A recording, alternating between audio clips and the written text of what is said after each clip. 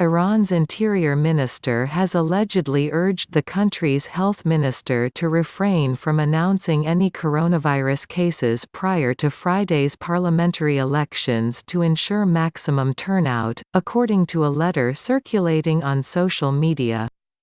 Many polling station supervisors in some provinces are refusing to participate in the elections out of fear of contracting coronavirus. Interior Minister Abdarreza Rahmani Fazli wrote to Health Minister Saeed Namaki in the letter, dated February 17. Rahmani Fazli urged Namaki in the letter not to reveal any information to the media about the number of coronavirus cases and deaths from the virus in the country until after the elections. Local media reported last week that a 63-year-old woman died of a suspected coronavirus infection in Tehran, but Kianish Jahanpour, a spokesman for Iran's health ministry, denied the reports.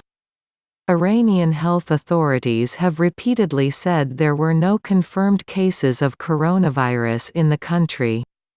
Fearing a low turnout in Friday's parliamentary elections, Iranian officials including President Hassan Rouhani and Supreme Leader Ayatollah Ali Khamenei have been desperately urging people to vote.